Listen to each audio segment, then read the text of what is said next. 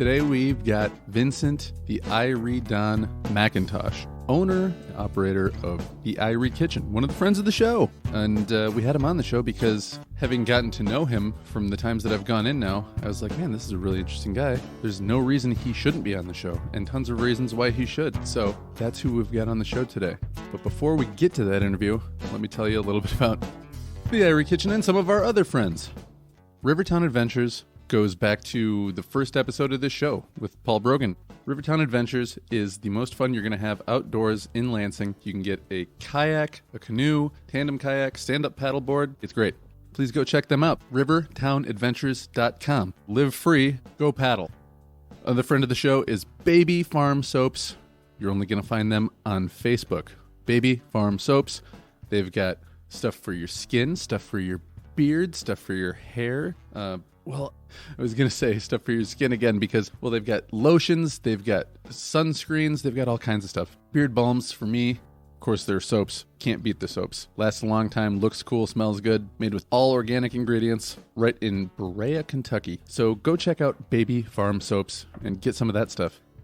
Show is also made possible in huge part to the team over at Hey Guys Media Group at heyguysmediagroup.com. You can go check them out and find out what kind of services they offer to help people who want to have a podcast, want it to look good, want it to sound good, more importantly, always want it to sound good. These guys have tools, they have knowledge, and they can help you get your podcast started, and they can also train you along the way so you don't always need them, or if you're the kind of person who just says, no, I just want to focus on talking into the microphone, and I want to have a professional team that does all the other technical stuff, they'll do that too.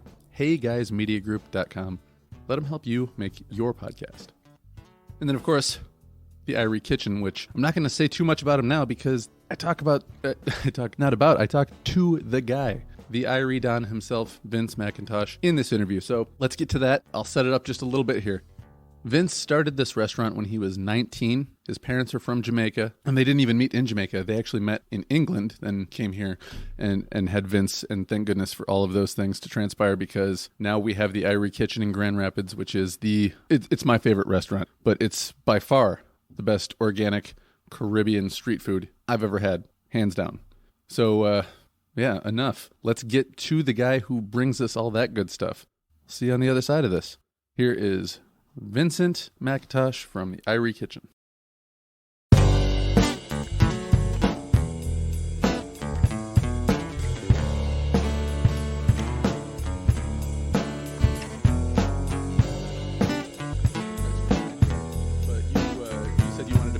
Before the restaurant. So let's take it back to your, what are we looking at here? Mid-teens, late teens, when you're deciding kind of what your vision is going forth after high school? Okay, so you already got the beginning part. So when I was saying I wanted to do 250 restaurants, I was like 6, 7 years old.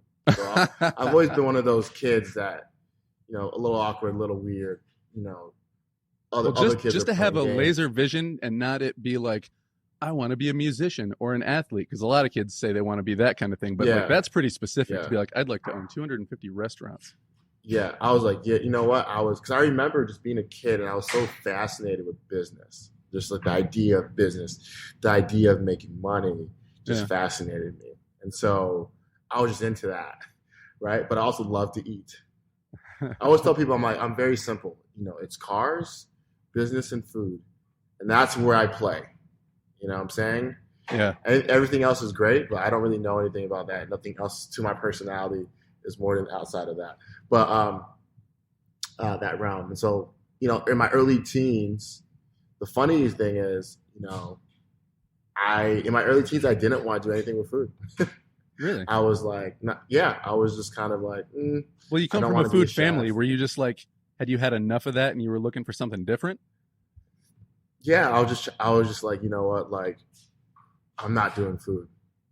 I remember like having that conversation with myself. Like, I don't want to do food stuff, but like, I loved to eat, and food was so big in my family, and so I didn't. I played a lot of different games, just different business ideas and tried different things. Right. But I actually, like I said, I come from a foreign family, so I had to pick a college I was going to go to. Let me tell you how bullish I was on just being an entrepreneur. I didn't have a favorite college. I didn't apply for any colleges. I thought as soon as high school was over, I was done. You know what I'm saying? Like in my brain, I did my time.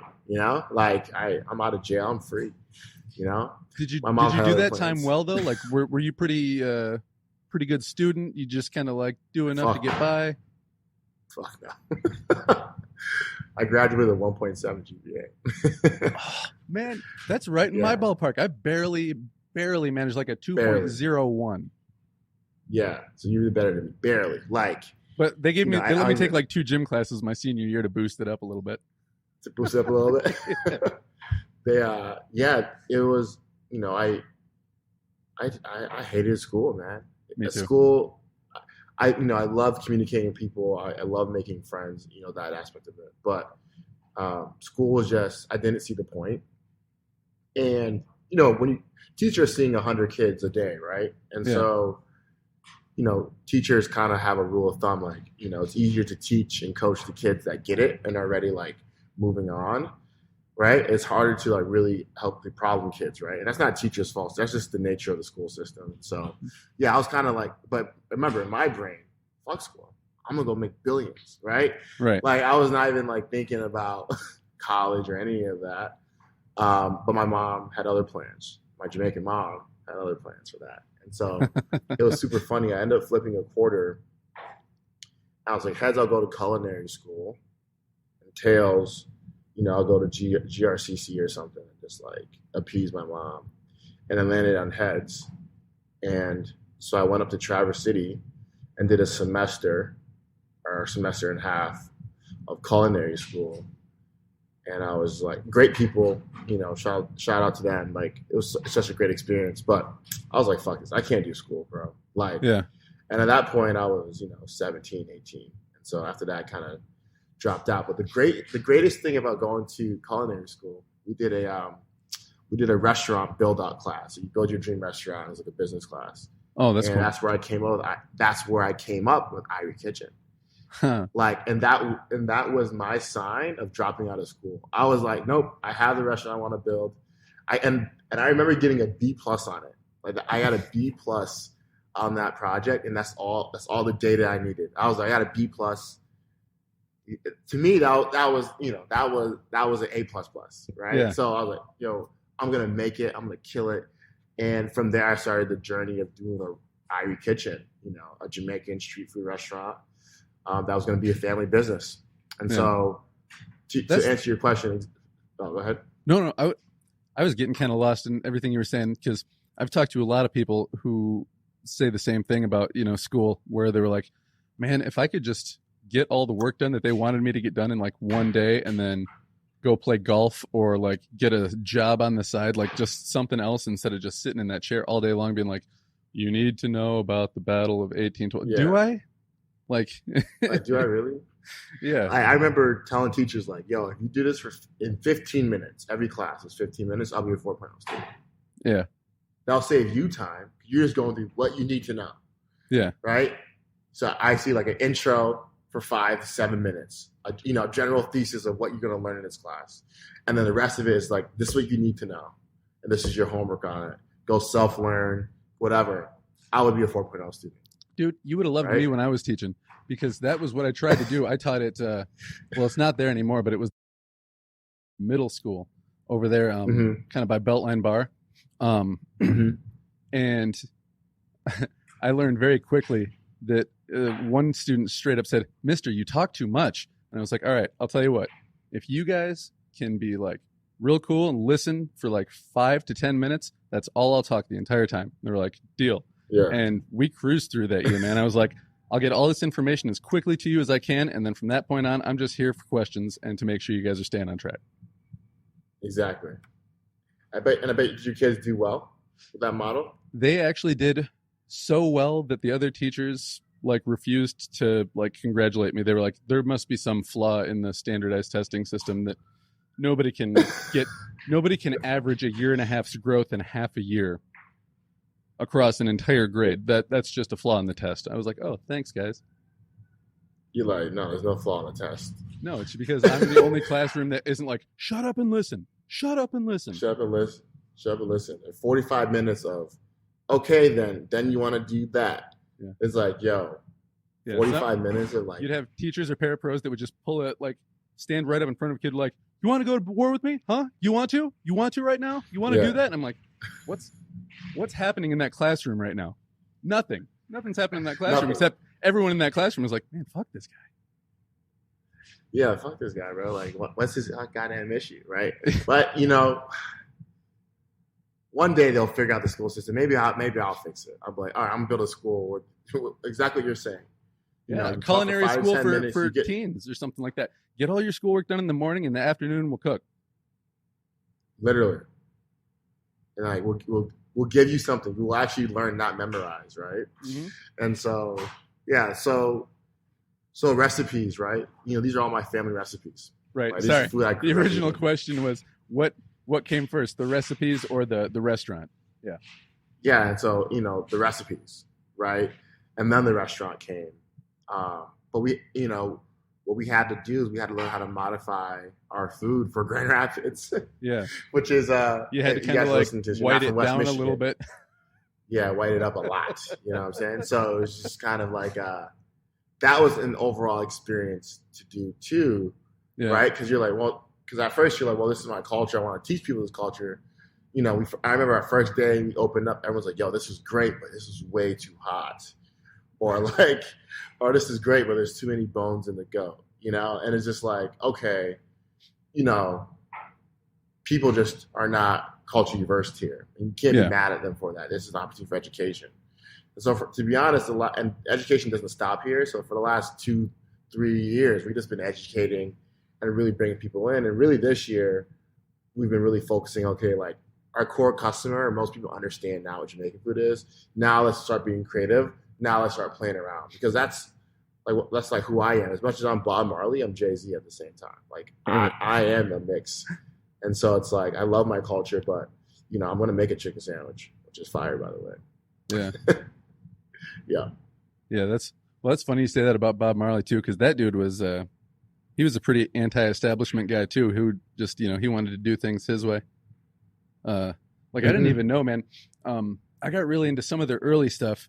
And when they were on, they had this song called "If You Are the Big Tree, We Are the Small Axe." I don't know if you ever heard that song before, but that song was about the record label that they were on was called Big Tree. And they're like, all right, well, you think you're this big thing. We're going to come through, do things our way and take you right out of the picture.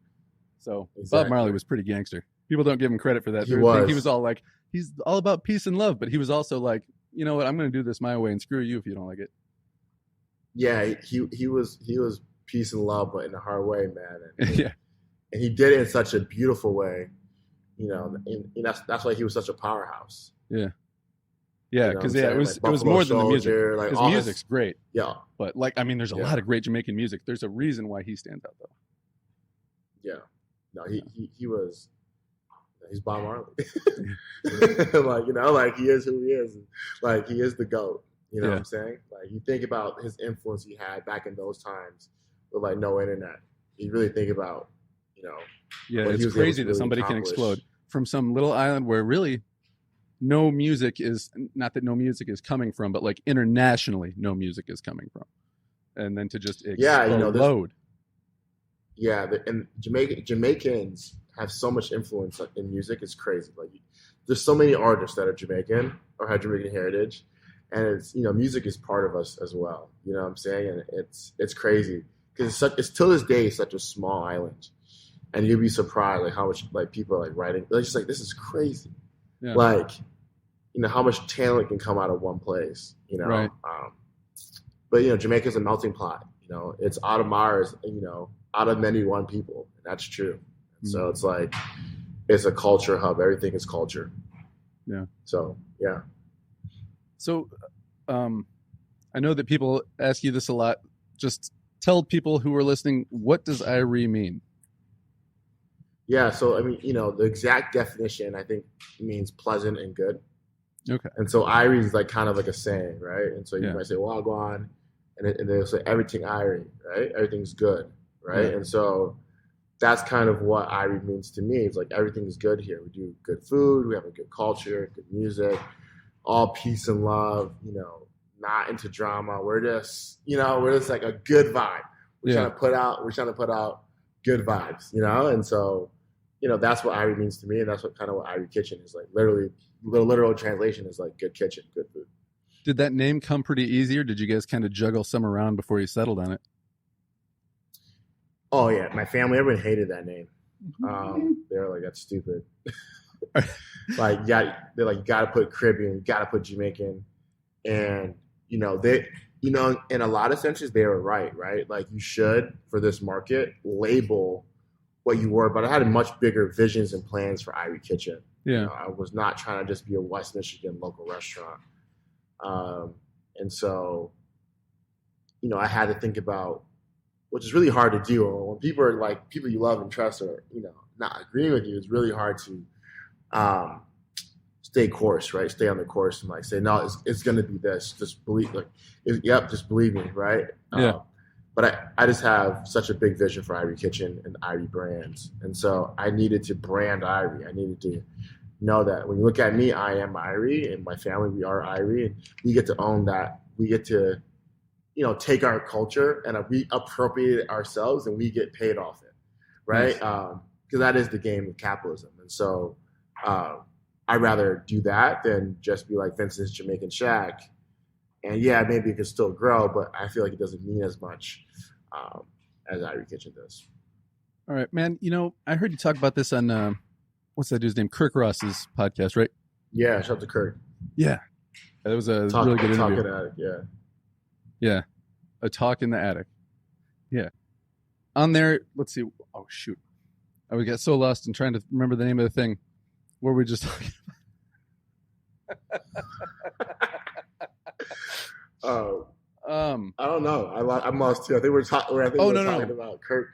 No, yeah. You guys were talking about like capitalism and the way that works, and you get a lot of people now who are mad at capitalism just because like there's all these big companies that are, the CEO is earning 1,000 times more than the average employee, and that's kind of bullshit, whatever. But people get mad at capitalism and then they don't fully embrace it. And there's a lot of people in not really any one specific community even that are just like, it's better to just get a job somewhere that's really stable and has good benefits. And, hopefully, you can do good there and get promoted or find a better job. But, just suck it up. Like, and I feel like that's really unhealthy. And I feel like it's also kind of killing the sense of community within our communities. Because, like, obviously we all still have communities, but like when all you have in your community is a Starbucks and nothing against people who own Starbucks in my community, but you know what I mean? Where it's just like big chain after big chain after big chain.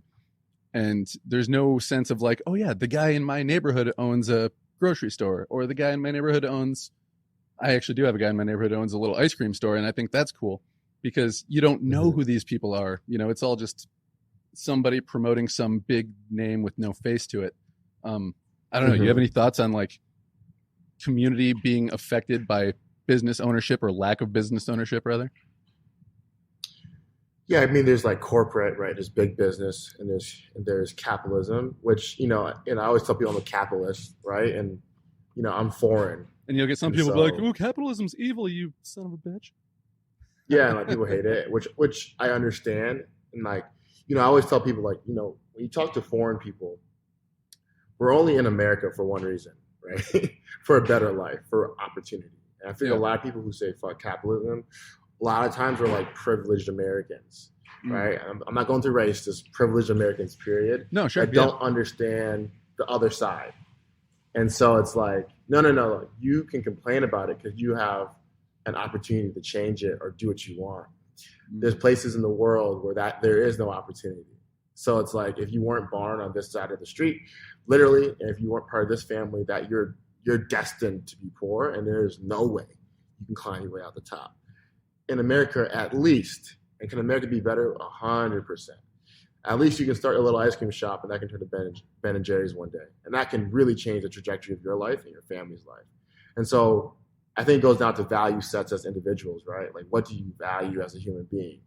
And I get it, like, fuck capitalism, fuck corporations, like, but also fuck the government and fuck everything else. Like, it's human beings meddling in shit, trying to rework the wheel a lot of times, and sometimes they make mistakes. So I always tell people, have grace, but Amazon, DHL, FedEx, you name it, those companies are only in business because you guys support it still.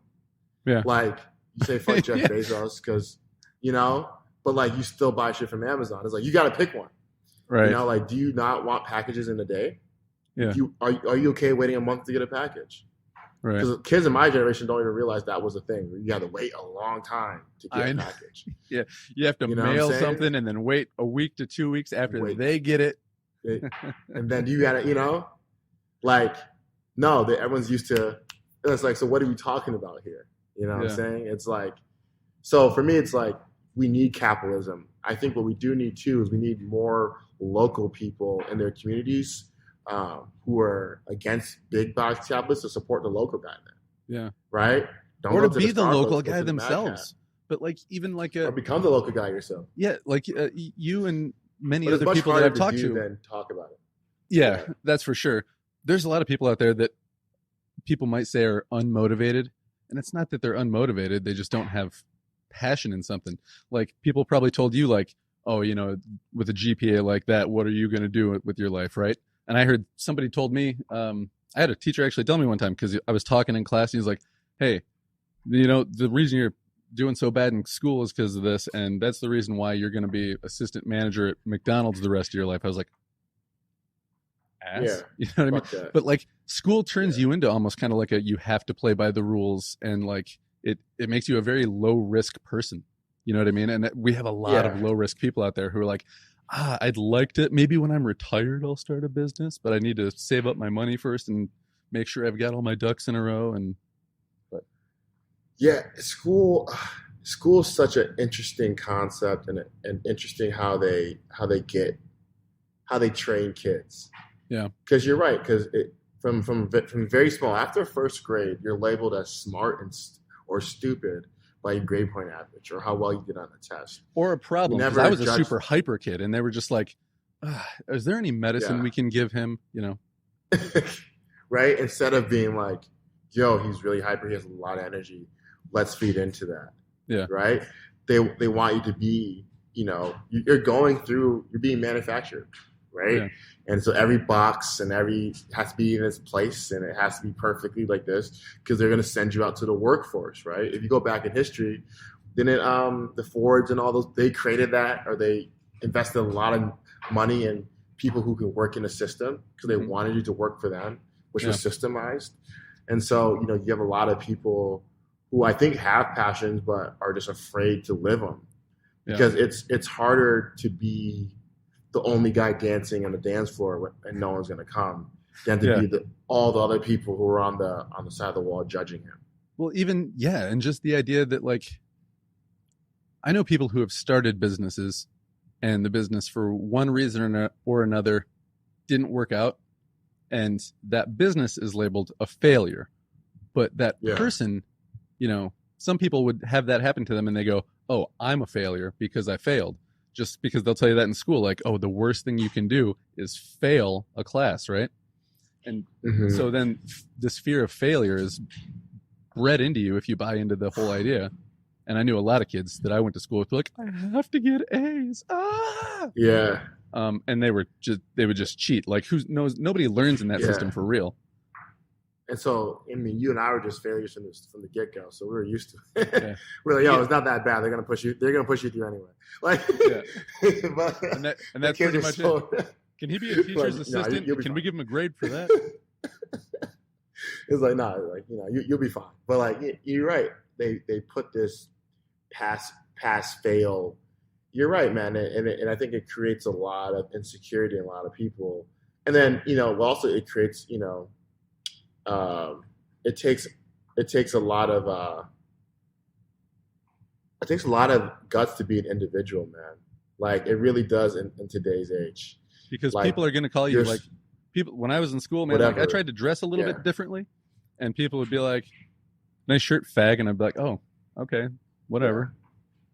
Like that kind of shit, you know what I'm saying? And it's just like you gotta get comfortable being uncomfortable. All the ad ages, right? You gotta be okay with being seen as weird or crazy. But like, I look at it like, you're gonna die one day. So are you gonna be excited for playing by the rules and doing what everyone else wants you to do and never do what you want to do? Like, logically, Imagine only eating what someone else wants to eat, and you never once got to eat what you wanted to eat. Right. And then you died, or you're on your deathbed. How mad would you be about not raising your voice up and getting something that you want to eat at least one time? Yeah. You know what I'm saying? And so, and in business, failure is part of the game. Like if people ask me, what happens if IRIE fails? I'll open another one. We IRIE 2.0. Like this is a forever thing.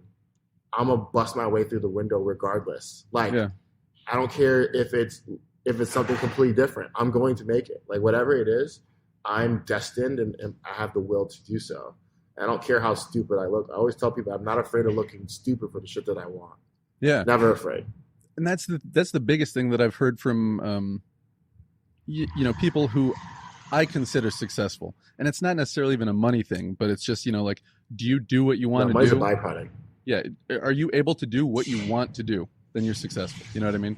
And it's like, you just have to be willing to fail spectacularly, because, the flip side of that is maybe you'll succeed spectacularly, but you can't succeed spectacularly without putting it all in and kind of hanging it out there. Yeah. And failure is guaranteed. Yeah. Like, and it's good too. I fail at shit all the time, bro. And then I don't make the mistake again. Exactly. It's like, I'm like, yo, failure is not an option, bro. It's guaranteed.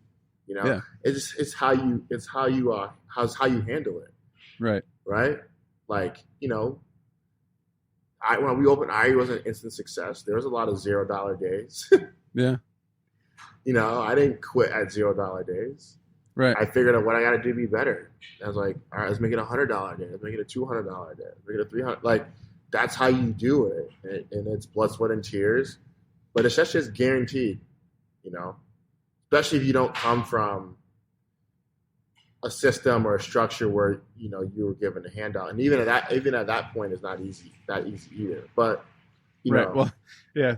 I have talked to people just privately, and I've been like, man, business is cool, but like, how do you get startup money for a business?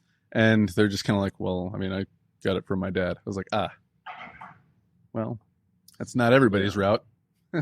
It's everybody's route. And so I always tell people, you come from no money and nothing, you got to create a service business. So I did an agency for a while, and we did like heavy video work. You can cut grass. You can tax like, there's so many people who are like mini entrepreneurs now, small business people. Like, I always tell people like, yo, what is a CFO? And you go with numbers and bookkeeping. What does like a temp CFO look like for a lot of small businesses? What does it look like to be a tax manager, where you get someone's all their goals they want to happen for the year. You make quarterly plans for them. You give them daily tasks. Like, how much do you charge for that? You got to start with service because you don't have any fucking money. And so you need to learn business fast. You need to be able to scale with people. And you need to get some capital that you can save. And then you got to figure out how you're going to invest that capital, right? Like, are you going to go for the wealth brand, or are you going to take another bet and bet on yourself for another business? That's up to the person, right? I think we see a lot of old people. How they did it, they kind of invested in wealth stuff, right? Like they made $1 here, $1 there, then they bought this house, and then they bought this building, and that's kind of how they got wealthy. Yeah. And how they get to, if that's your goal, or be able to sustain yourself, or if you think you're that hot shot and you think you can do any business in the world, and you take your money and then you start another business, right? It's a dedication thing. It's a lifelong thing. You're coming from zero, and you can't get something for nothing, and so it's like you have to be willing to sacrifice almost everything, right? If you want to build a business and you're coming from zero, right? Like I always tell people, like from 16, 17 till I'm 24 now, I haven't done anything young people do. I've like punted my whole late teens and early 20s into doing business. Like, you don't think I want to go party and just like not worry about shit? Of course I do. You know what I'm saying? But like, I already made this decision though, like I already made it. And so I'm here. And so there is no wishy-washy. There is no back and forth. I've made this decision, Yeah, I was just thinking about that too. You were saying that. I'm sorry. Oh God, I got tangled up when we started interrupting each other. Well, when I interrupted you, and sorry. Go ahead. No, I lost my train of thought. You can go ahead. Oh, now we're both broken. Well, we both have ADHD, ADD, so it's like if I'm not looking around 10 times a day, if I'm not thinking about 50 things every fucking moment, then it's like, what's going on? Something's wrong, Vince. How many hours in a day? By the way, fuck Adderall. I tried Adderall before. That shit is horrible. Like everyone's like, I love Adderall. Like, you probably don't have ADD, bro. Like, you probably don't have it. If you have that shit is like the worst. Yeah. It slows everything down. Like, I read something. I don't want to feel an hour. You think I want to feel an hour? Fuck that. People that will continually use that for, I don't know what the time frame is. Like a significant percentage of them will develop some kind of like mental health disorder from the Adderall. Or maybe that wasn't Adderall. Maybe that was the other one. Ritalin? I took Ritalin when I was younger. Ritalin was horrible. By the time I got like 5th, 6th grade, they're like, he needs Ritalin, because I was just getting out of my seat all the time. But then I took that stuff and I would just like drool on myself and stare out the window. But that was more preferable to the teacher. Isn't that crazy? So like, how did it feel like for you when you took some Ritalin? Like, what was your how do you feel like? Did you feel yourself slow down? Being emotional or whatever the fuck. I didn't feel like anything. I didn't really talk to people. I didn't eat food. I didn't. Yes. I just kind of like went from one place to the next, sat down, and then just like kind of like spaced out for a minute. And then somebody was talking. I would just kind of like look at them, and sometimes I was hearing them, sometimes I wasn't, but I was just kind of like zombied out on them. Yeah. I hated it, man. I refused. I boycotted taking it. I told my parents, I'm not taking that. They're like, you have to. I'm like, I'm not taking that. No, I'd rather die, bro. Like, I just I remember like just like, this shit is so stupid. Like, if I say I'm a problem and I'll forever be labeled as stupid, fine, cool. Like, I don't give a fuck. I'm not taking this shit. That was kind of like my whole stance. Yeah. Well, that's probably what pushed you into doing that. That's what I was gonna say too. Now it's all coming full circle. A lot of people, when they're in their like late teens, early 20s, everyone's telling them now is the time to like go out and like start a career and like you can build towards your personal goals. But it seems like you took the opposite advice. Like, no, I'm just going to go for what I want now. And did you get much? Well, I'm curious how much support you got originally, and then also how much blowback you got. Because I've talked to plenty of people, and I've even got my own personal experiences with like, I quit teaching. And people are like, oh, you shouldn't quit teaching. You make sure you keep your license. I didn't keep my license. And then I started writing a book and started writing blogs for people. And I was like, I'm going to try to get this novel published. People are like, well, you should really get a job. I'm like, I'm going to try to make this my job. They're like, oh, you get way more resistance than people being like, great, good, go for it. So what was that for you when you're like, I'm not going to college. I'm not going to go work for somebody else. I'm trying to make my own shit. Yeah, man. Like, it was fucking hard. Like, I didn't have any clear indicators that I was going to be successful. Like, I didn't, I didn't play sports really. I have a twin sister that was super smart. That was getting A's. So, by the way, she's my twin, not my little sister, twin. So, imagine that. Your twin has a 4.0. You have 1.7. Yeah, bro. My sister had straight A's through high school, and I was 3 years behind her. And they're all like, oh, you're so-and-so's sister, or you're so-and-so's brother. And I was just like, trust me, there's no real similarity. We're not actually related. Yeah. She comes from a different planet than I do. And so, no, it was hard, man. I also got support in the sense of, man, I don't know. I really didn't pay. Okay, I paid a lot of attention to it, but I also paid no attention to it. Like, when I dropped out of, when I said I wasn't going to college, everyone called me and was telling me how bad of a decision I'm making. I'm African American. We don't come from anything. It's stupid. I need college to make it. Yeah. And I looked at all these people that, are happy and successful in their own rights that took the college route. And I didn't want any of that shit, man. I didn't want the suburban house. I didn't want to drive a Honda. I didn't want to stay in the same area. By the way, I have a Honda Accord. Shut up. And I didn't want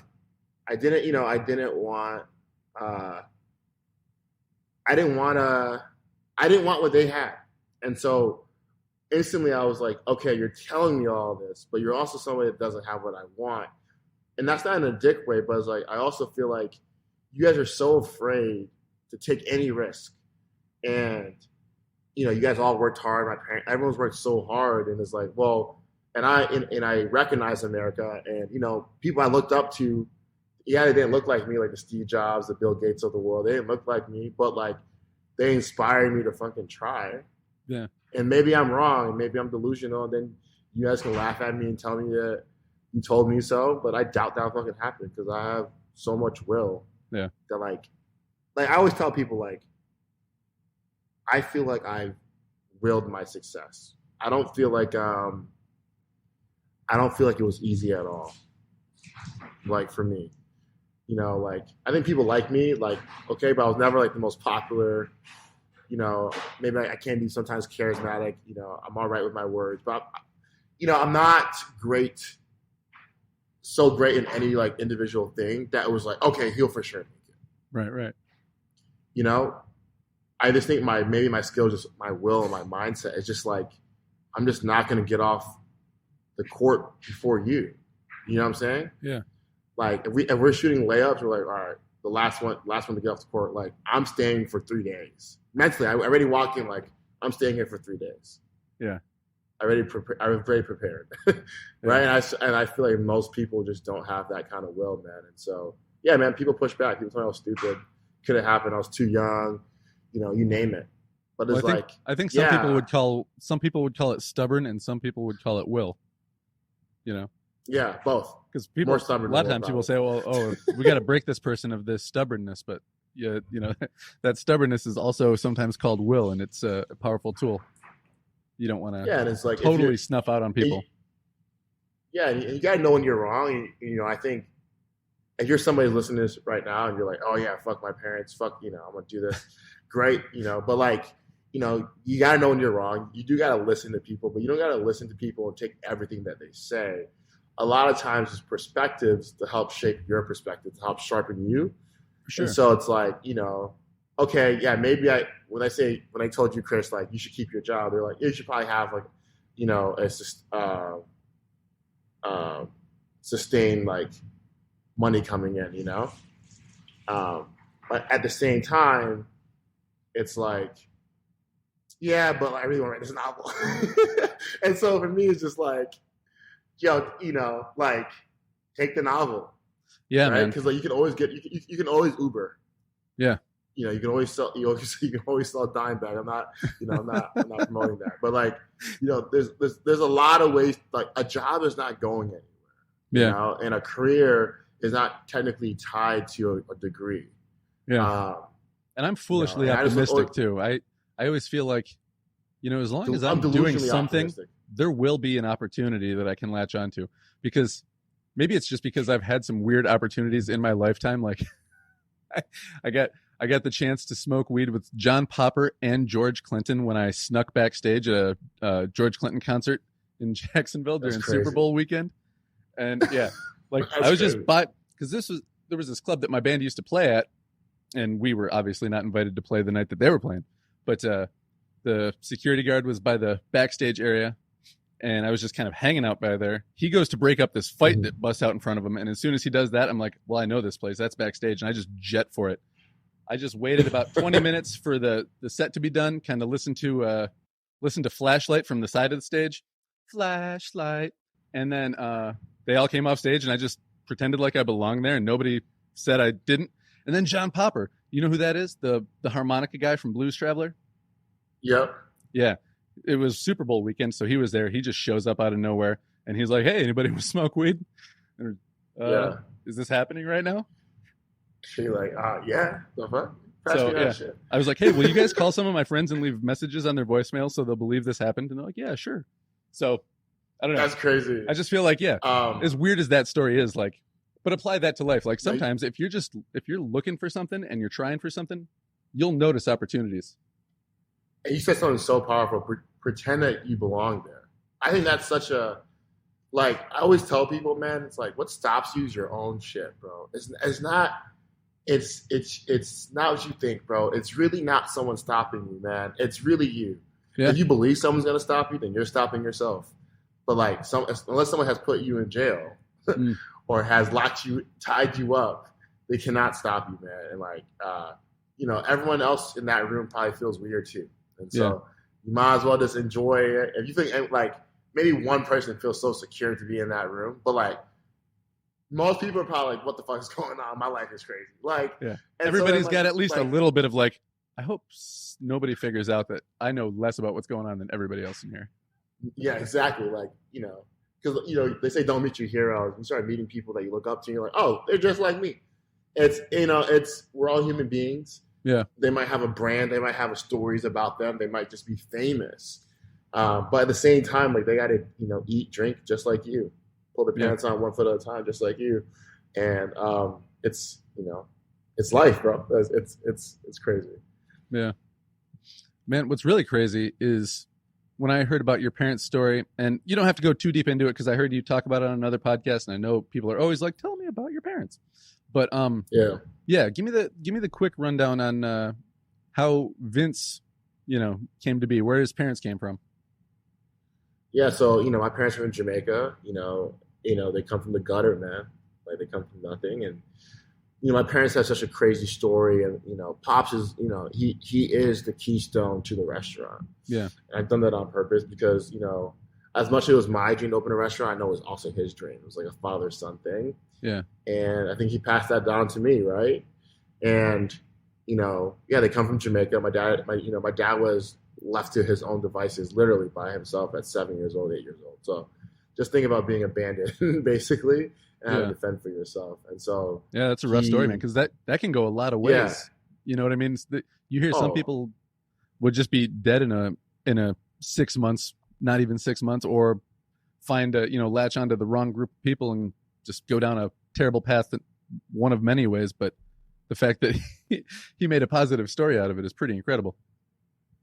Exactly. And so, that's where I think that drive and that will comes. It's innate. It was in him, and it got passed down to me. And my mom has the same drive and will, just the same way. When she was 16, she was homeless in a subway in London, a country she wasn't born in. And so that is just in me and my sister, right? And so that is who my family are, who my mom and dad is, and that is my family. And they're so positive. They work really hard, and seeing that as an example, for me, they're my biggest heroes. Those are the people that I look up to every single day. Yeah. Like, my dad works with me, and he's in his 60s, every day, day in, day out.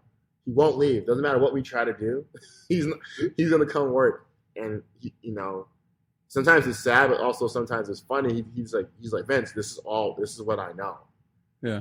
He's like, I don't know how to relax, and maybe that's bad, but he was like, when you have to fend for, like, it's for that young, is not that you don't lose that. Yeah. Like, there was no retirement in his age, in his mindset. Yeah. His mindset is just keep going until the game is over. Yeah. It's funny because my he's first generation. His parents both came from Italy, and they were, they had a bunch of kids. She stayed home with the kids, and he opened a business painting people's houses, I think. Wow. And he was the kind of guy who was like, I'll just, I'll work until we got enough money. And my dad has always had an impressive will. He displays it in odd ways, but I think it's part of that first generation mentality. Like, we would drive to go stay with like a cousin in South Carolina or something. And he was like, I'm going to drive the entire way, and I'm not going to use the bathroom once. Like, why? He's like, just to prove that I can. Like, to who?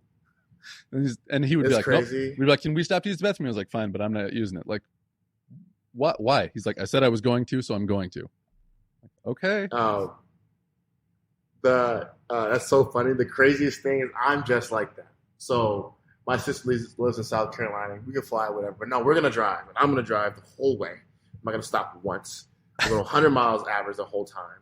And I'm not taking a fucking break, And it's just like, why? Why are you being like that? You're like, unless you're first generation or you're an immigrant, you just don't. It's just in you.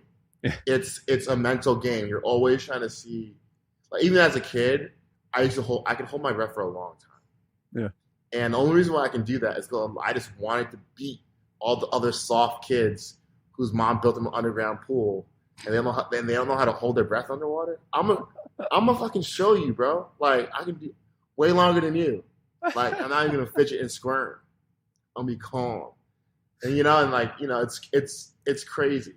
Yeah. Like, it's sick the competitiveness is just sick. Yeah. Like I always got to get the last word in. You know, I gotta.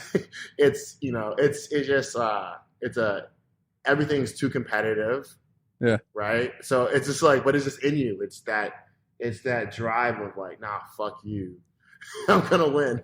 Do you and your dad have that competitiveness against each other? Because my dad is, well, he was super into sports. I like him okay, but he's always super into sports, and he would never let me win at basketball. He would never let me, if he was really trying to get a pitch by me, he'd really put some curve on the curveball, and like it would just drop off, and I couldn't hit it. And it wasn't probably until he was in his 60s that I finally beat him at something, or even like just wrestling around with him, like finally got him in a dominant position. And he was like, all right, I give. I was like, how is this guy still beating me up? And he's old. And now now Chris, you got this like, every time you can just destroy him in anything he does. And it's like, you just have to get that off. Yeah. His joints are starting to go bad now. And I can just like flex on him. And he's like, don't. Yeah. Yeah. As I thought, call uncle. Yeah. It's weird. Like, yeah, me, it's funny, like, yeah, we work together really well, but there is that kind of like creative joust, like that kind of like, let's see how far we can push it. Or is he ever tell you, hey, you're doing that wrong? You're like, Dad. Yeah, all the time. And like, I want to start a vlog here at IRIE Kitchen because like, we all like cuss at each other, and I just feel bad for anyone that ever works for us. Like, I'm just like thinking like, yo, that could probably be the issue. But it's like, and I think people think that like we're being serious, but it's not. Like I might tell like, shut the fuck up, and then tell me what to do again, And it's just like, and people are just like think it's like a toxic environment, but it's like that's just how we communicate, bro. It's like it's how you let somebody know I'm a little frustrated right now. I'm venting it out, but we'll be all right. I'm venting out, but like literally in 10 seconds is all good. Like it's not that serious. Like. And like people are like, you're just yelling at each other. I'm like, yeah, but like it's not real, bro. Like those are the healthiest relationships, though. Whether it's like family, friends, or romantic relationships, people can just like say like, dude, you're pissing me off right now. Like, me and my wife, we'll go at each other like, or now we just have a pretty open communication after how long have we been married? Like 15 years. Where it's like, hey man, I'm really frustrated that you're doing that right now, and we can talk about it, but it evolved from like, man, why are you fucking doing that right now? Yo, it's so funny because like two of my best friends, Parker, like if people like hang out, I feel like we go at each other when we disagree. Like we'll just like rip each other to shreds, and they're also foreign, they're both from Africa, and it's just like. I look at other people and they're probably looking at us like, what the fuck is like, you talk to your friend like that? Oh yeah, bro, 100%. Like he's an idiot. But you don't actually like, you don't actually think that, but in the moment, it'd be over the stupidest things too, but it comes from that competitiveness. Like one time I think we had an argument about dogs, and we're arguing like, and I was saying like, they're trying to tell me that a poodle can be a great guard dog. I'm like, shut the like. They're like people train dogs to be aggressive. I'm like, okay, you can train a dog to be aggressive, but there's certain dogs types that are naturally bred for a certain, and they just disagreed with me, just to disagree with me. And then so I can hear you getting upset about it still. Really, yeah, I'm still mad about it. And it was a 2-hour fight, and at a certain point, it doesn't matter if you lost the fight. It's about keep it going. Just because they think they beat you in a fight, right? And it's just like it's so toxic, and it's just but it's you're right. It's the best relationships, right? If I can't get mad at you and get over it, are we really friends? Yeah, you know what I'm saying? Yeah, and I've actually tested a couple of friendships, not like intentionally, but like where you spend maybe your first time like doing a long drive in a car with a friend, or like crashing somewhere overnight with somebody, and then you kind of start to get like, oh, you do that? And then like the next time you see each other, is it like, hey, it's all small talk? Or is it like, hey man, what the fuck is up with the way you brush your teeth at night? Or, like if it's like just kind of like odd and walking around each other on ice, like, yeah, this isn't really like a friendship. This is just like an acquaintanceship. Yeah, exactly. It's like, you can't. Because, oh dude, I'll tell you right. My mom, all from probably whenever I started swearing publicly. I don't know when that was, but from that time on, I would always get on the phone, back when people didn't have cell phones. Chris, somebody's calling for you. Get on the phone. Hey, what's up, asshole? And then my mom would be like, Chris, don't talk to your friends that way, from the other room. Like that. Yeah, I'm still afraid to cuss in front of my mom. So I don't even do it in front of her. And well, I mean, I do now that I'm older, but I wouldn't do it in front of her then. And she would just hear me, don't talk through the wall. Don't talk to your friends like that. Yeah, my mom hates. But the craziest thing is my mom can curse like a sailor, and it's just so funny to me, like how hypercritical she is. I'm like, Mom, you literally just called me so many bad words, and you're mad because I said one bad word back. Like, what are you talking about? You can't be so crazy, And then it's just like, but it's like I understand that my mom just, my mom's just like, I think moms are just like that. Like, don't be like that, be that, but it's just, she would tell me after the just like, if you talk to people like that, nobody's gonna want to be your friend. No, people will be my friend. People who also speak like that. The people who dig it will be my friends. Yeah. Yeah, like people who don't like it, I don't want to be friends with them anyway. Like, fuck them. So sensitive, so soft. You know what I'm saying? Like, get over it. But so I was just raised like that too. It's just funny. Yeah. Me and my sister used to have battles, bro. It was crazy. She's just like but you can't fight your sister when you're like, when you're like really, like you can a little bit, but you can't like when you start getting older. Once you get to the point where you realize that like it wouldn't really be a fight, then the most you can do is like bear hug them or like just kind of pin them down and be like, are you done yet? God. Yeah, you done? My sister used to like throw, remotes at me, and it's just like used to piss me off. And it's just like, but I couldn't do anything because it was at that point where if I hit her, it's I can't do something, and it's just like so then, you have to beat them in other ways. You got to just like get a pillow. It's like, I got you. You hit them really hard with that pillow. I bet they'll calm down. Yeah. Yeah. Hey, I'll break that mixtape your boyfriend made you. Oh yeah, you got to get creative. Embarrass them. Yeah. All right.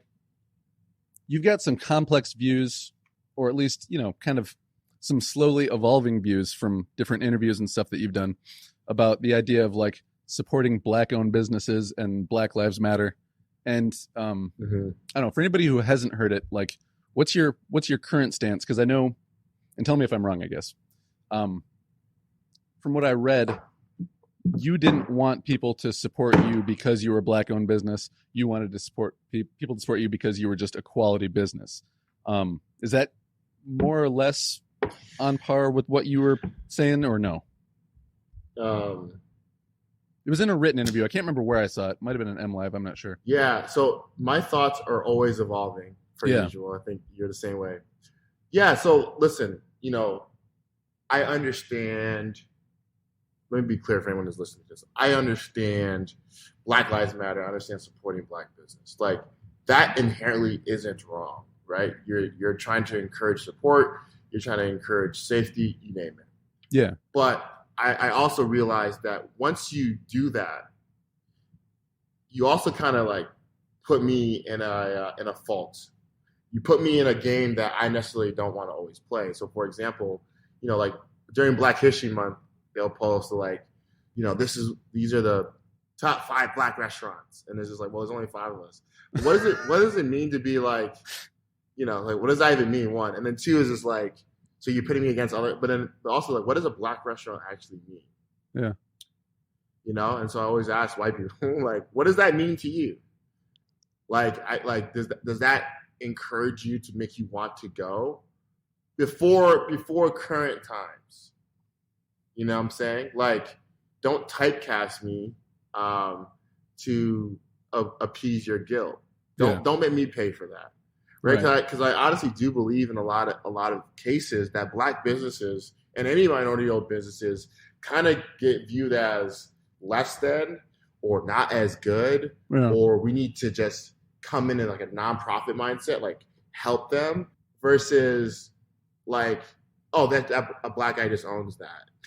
Yeah. You know what I'm saying? Like to me, that's just so crazy that we have to label everything as such, because I feel like it doesn't do the good as it's intended to do. Right. Like, the best thing you can do for Black people, in my opinion, is just like give them money. And the best way you can do that is support their businesses. So, I guess promoting it can work that way, but I feel like it doesn't actually internalize that in public.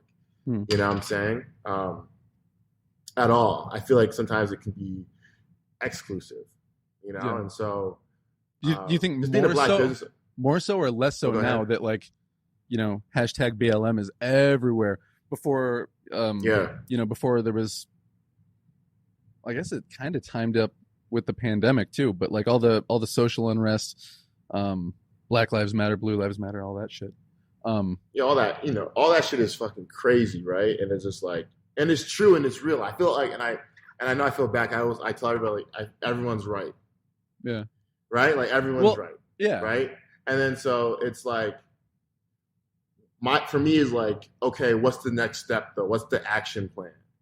Right? And like, I like it now because it seems that like there's finally like a monetary thing attached to it, and it's just like, yo, if you're not really giving Black businesses money, I don't care about a sign.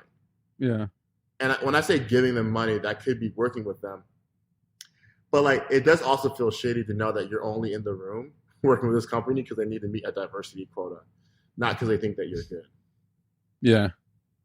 Right? Like, and like, that doesn't feel that good. You know what I'm saying? Like, no, for sure. And like, hey, like, or even to have that thought in your head, like, am I only here because of its quota or some bullshit? And you are, and then they want you to be happy about it. And a lot of times, like, it's not the same money as the white counterpart businesses are getting, and it's just like, so I have to take less money, go on a PR run, and I'm only here for once a year.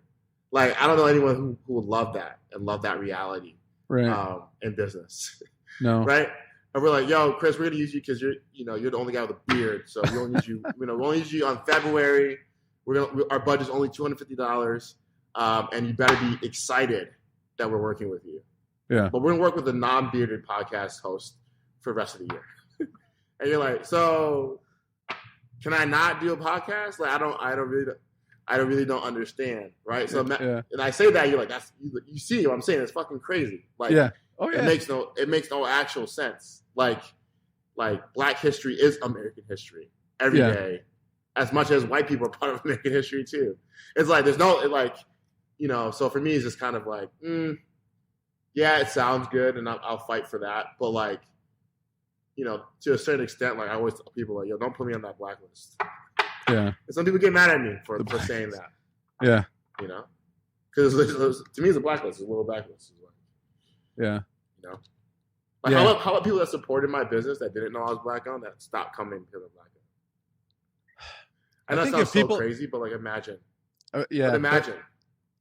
I mean, imagine if they think that. Go ahead. I was gonna say you'd be better trying to disguise that you're a Black-owned business if it wasn't a Caribbean restaurant, maybe. Yeah, but that's the craziest thing. Is like, that's one thing too. I always tell people is that, like, being Jamaican, it is a different experience. Yeah, I'll tell you that right now. I since I've been a kid, I have people that have told me, Black people, white people, you name it, that have been telling me that I'm not Black, I'm Jamaican. And so, whatever that means. What does that mean? Whatever that means. Like, as in, like, I'm saying. As in, like, your culture isn't 100% Black American, so you're not Black? Yep. Or, like, in a weird way that, like, that's weird. Well, you know what, though? It is weird. I've heard, when I was in boot camp, because I was in the military for a little while. That's why I like when you said your mom cusses like a sailor, because I was a sailor. Yeah. So I'm down with that. The dude who slept in the bunk right next to me, can't remember his first name. We all just went by our last names. But his name was Jones, and he was a Black dude from, I want to say Mississippi, but he quote talked like a white person. And then there were two Black dudes from Chicago who were constantly giving that dude shit. Like, anytime he talked to a white person, they're like, "Oh yeah, you're talking with your own kind now, huh?" Like, like, I bet you wear khakis and tuck your shirt in too. And like, he's like, "The fuck is your problem?" You're like, you're from Chicago, and you're gonna tell a Black dude from the South about what it means to be Black? exactly. So Dude, yeah, it's just shit like that. Like even how I speak, they're like, "You sound white," and I'm just like, "Well, I like." No, I could speak Jamaican. You wouldn't understand me because like you'd be like, "What?" All every fucking 5 minutes. So right. like, it's just like whatever. Like, it's part of it's. I just charge it to the game. It's just part of the black experience. Yeah. You're not black enough for black people, or you're not black enough for white people, or you're not black, so then like white people like you more because you're not African American, and so like it's such a weird game that you get thrown into a lot of times, where it's it's just people have preconceived ideas, Yeah. right? But I always tell people like, yo, if I get pulled over by the cops, he's not like, whoa, you're Jamaican, so go ahead. We're only looking for black people today. You know what I'm saying? You just got to say, what's the problem, officer, with a real thick accent. Yeah. Yeah, like Wagwan officer, like something like that, and then they might be like, oh, whoa, yo, you Jamaican, Bob Marley, or whatever. But like it's, that's rarely the case, and so and some people, that's just my overall thoughts. I just kind of feel like, we're still trying to figure out how we do it. Like, I got a thing from Discover Cards, and they sent me these things that say I'm a proud black owned business, and it's like these and I just laughed at it because it's so funny because like they never sent me things before, and so I just find that one, creative to win business, two is just like I'm a proud owned black business, but it's branded with Discovery Card, so it's like paid for by Discovery. It's just like to me it just seems that like it's all virtue signaling. It's like, yeah, they're corporatizing otherwise like a very noble idea. Yeah, and so like, can you get mad at them for that? Of course. Can you not get mad at them? Of course. Like, I don't know the rules. I'm trying to sell chicken sandwiches. That goes back to that whole thing about like people being like, well, capitalism is obviously evil because there's nothing that people won't try to brand. You know what I mean? But that's the difference between like major corporate, like listening to all your phone conversations and like, that's different than somebody who's trying to start their own restaurant and branch that out into 2, 3, 4, 250 restaurants. Exactly. And like, in my experience too, like a lot of people that hate capitalism are a lot of people who just, don't think they can ever make that kind of money. Yeah. And I feel like if the roles were reversed, they wouldn't be having that tune. Yeah. You know what I'm saying? Because a lot of times it's about how much money someone's making versus the actual what these companies are doing. Yeah. Right? Oh, yeah, for sure. So it's like, wait, are you mad that the CEO is making $10 million a year and you want to make $10 million a year? Yeah. Yeah. Fuck the guy. Like, yeah, fuck him. Like, I get it. But like, you could be on the same path if you wanted to, Yeah. A lot of people just don't think so too. Like, I mean, well, even the school that I taught at, it was 100% free lunch at the school. And I think most, if not all, the families were on some kind of assistance. Welfare, SSI. Yeah. And assistance. I remember one time a teacher and I were in a room together and somebody was like, hey, how come you shop at Aldi or something like that? It's like, because it's cheaper. And they're like, well, why don't you just use your rainbow card? I think that's what they called it, a rainbow card. Yeah. But basically saying like, why don't you just, use food stamps? And she's like, because not everybody has that. And that was like, telling that to a group of 6th graders, they're like, it kind of broke their brains. They're like, wait, what? You mean not everybody just gets that? Like, no, not everybody does. And so, like, how are you supposed to tell a kid like that, like, hey, go out and make something of yourself when they're like, no, you just get these things. Yeah, man. That's another conversation, right? Well, like, yeah. That's deep. But it's so funny. Yeah. It's so deep, right? Like, what you know based on your culture. So I can't hate, a 3rd generation rich white kid. Yeah. That's all he knows. You know what I'm saying? Like that's the conversation that I had with somebody one time. Like somebody saw like it was a Mercedes or something like that in the high school parking lot, like in the student section. Somebody's like, man, why would a and they started like ripping into the 16-year-old. I was like, well, I mean, think about it though. If somebody asked you if you wanted a Mercedes-Benz with tinted windows and leather seats, would you be like, no, I don't deserve that? You'd be like, hell yeah. You know what I mean? Yeah, I'll take it. Yeah. Why would I not take it? Yeah. I would take that if somebody wanted to give it to me me right now. If somebody was just like, here, I'd be like, okay. Yeah. Like you can't hate people for that. You know what I'm saying? But once they become aware of it and they understand, then you start holding people accountable on both sides, by the way. Not just on any other either or side. Yeah. You know what I'm saying? And that's where people start getting, iffy with me on the conversation. I'm like, yeah. When he's like 27 and he realizes that he's wealthy and has power, he can be held accountable for some stuff. Yeah. You know what I'm saying? But like, so can the government and so can, me. Yeah. Right? Yeah, it's like across the board. Also like, yeah, fuck rich people. Yeah. It is a pretty easy go-to. Yeah, like, it's easy. Like, don't think I'm some like, fuck them, bro. Like, I'm with all that shit too. Like, it's, but also I'm also like benefiting off, what I'm saying? So I'm also like, I will probably be that rich guy one day. So fuck me already. I'm like saying, fuck me too. If you see somebody park their beater at the grocery store in 2 spots, you're like, oh, that guy's an asshole. But if you see somebody park a really nice car in 2 spots, you're like, man, that guy rich thinks everybody owes him everything, blah, blah, blah, motherfucker. Let me key the fuck out of his car to show him. Like, you get extra mad. I'm going to show him. They're not just an asshole, but now it's them and everybody that looks like them and their mothers. Yeah, it's just like, probably something evil to get there. So, all right, man, before I let you go, because, we've been talking a little over an hour. I do want to know we haven't.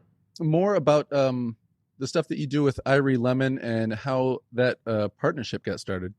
Because you guys are a little bit different in age, and she's from East Grand Rapids area. You're from Kentwood area. So, how did that come together? So Liz started. So my friend Parker followed Liz on Instagram, messaged her, told her that his best friend opened a restaurant. Liz loves ethnic food, and so she started coming regularly, and. She became a good customer, so we just developed a friendship. Like you come a lot. You're like, yo, I have a podcast, and we're like, yep, and then now we're friends, and that's literally how it happens. And so, people thought it was like some move, or like she came and like, yo, I need to look good. Like now, like she just came to my restaurant, and I'm there. If you have a conversation with me, we'll probably end up being friends, or we'll probably get connected. I'm easy, and so that's how kind of it started. She's also an entrepreneur, and we related a lot on business. We would just talk a lot about business. And then one day I was like, yo, let's just start something. And so, that's how it kind of started. And so Irie Lemon is like a media company, and we focus on food and business and a little bit of travel. And it's morphing every day, and it's been growing. We do a mastermind class. We went to Turks. We went to Dominican Republic.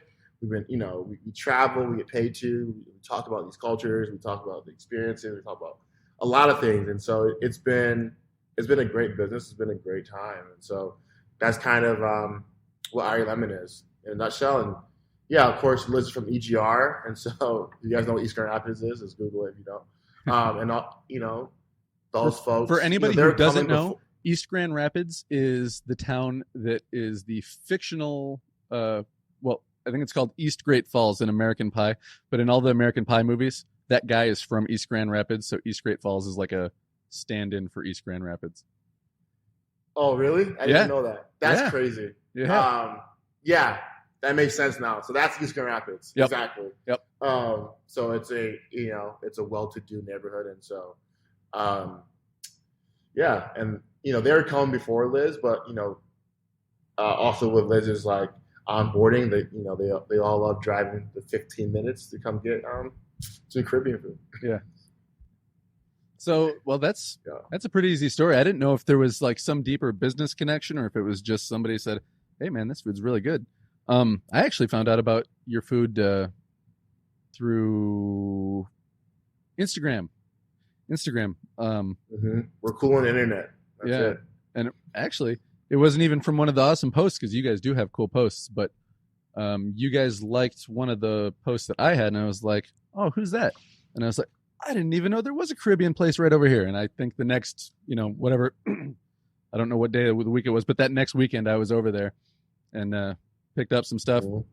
Didn't talk, just grabbed it on my way and, ordered it online, grabbed it off the rack, said hi, and went home, ate it, and was like, this place is amazing. I think I had it one or two more times, and then I was like, hey, man, let's talk about this podcast. Yeah.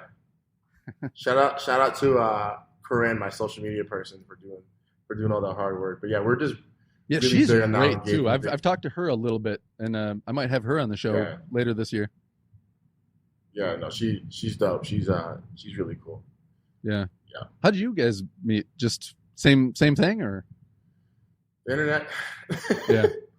I think she reached out to me. I was like, sure, let's do it. Yeah. Because and I was getting super busy just with life and just managing all the things I manage, and so I built the Instagram up to that point. Mm-hmm. And I was like, yeah, like I see someone that kind of gets it, and she's so great. She gets it. She's a hustler, just like me. She just like thinks, she's like forward thinking, and so yeah, she's really dope. Smart, and she's really good at what she does. Just from the little bit of communications I've had with her. Yeah, no, she's really good. And so that's the IRIE team, man. It's just we like just great people. Yeah, and then so it's you and your dad, and then Bert's in the kitchen with you too, right? Yep. And are you guys related, or where's he? No, we're just really good friends. We're really good friends. Bert, I actually met Bert right before I opened the restaurant, and I tore my ACL, my meniscus, a week before we opened IRIE Kitchen. Ooh, God! That sounds. I was on crutches and wheelie thing, and Bert was there, and Bert has been there ever since. So he's like the number 2, and he's moving into a role of head of operations. So he grew within the business, and he's basically family now. That's cool. Yeah, I've tried to get to know him, but he's a little bit quieter than you are. Yeah, he's way quieter. He's an introvert. Yeah, he's a watcher. Yeah, and a bug trapper. Yeah. If anybody ever goes to that's on your personal IG, right? When you guys trap the bug on the side of the restaurant. Yeah. Oh, that's Parker. Yeah, Parker. Yeah, that's hilarious. Yeah, go ahead to that Instagram, watch that video. That's hilarious. That was a big ass moth, bro. Whatever. Everybody was screaming too. That was the funniest part. It wasn't just the dude with the cup. It was like, yeah, that shit was so scary. We didn't know what it was. We're like, yo, what the fuck is that? Does it bite? If it bites, that's gonna be a nasty ass bite. Oh. Yeah.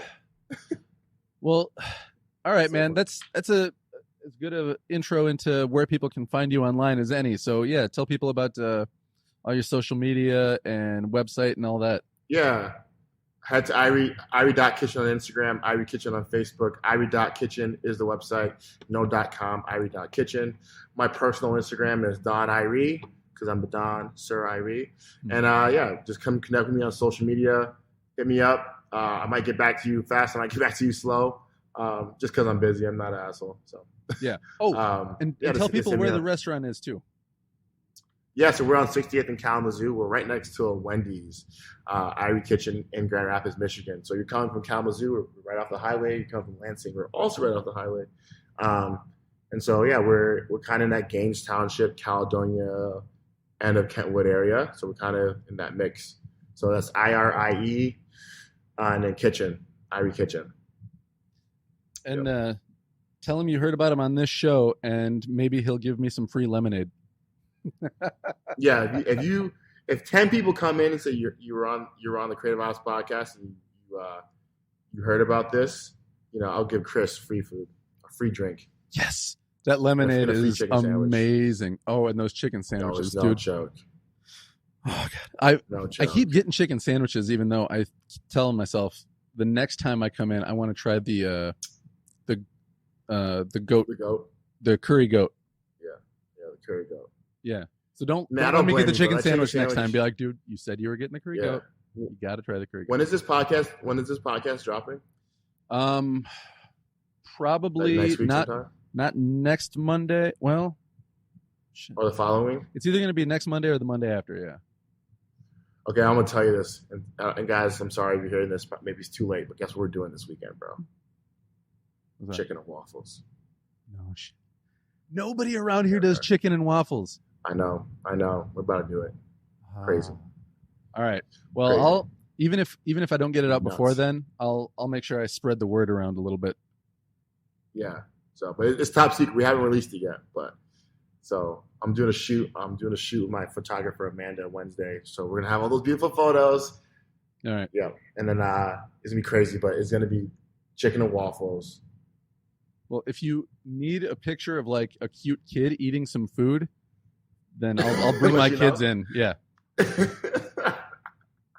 I'll shoot you a text, bro. All right, cool. All right. Thanks to Vince for coming on the show. Super fun talking to him. Make sure you go check out the IRIE Kitchen right off of M6 and Kalamazoo Avenue if you're in the Grand Rapids area.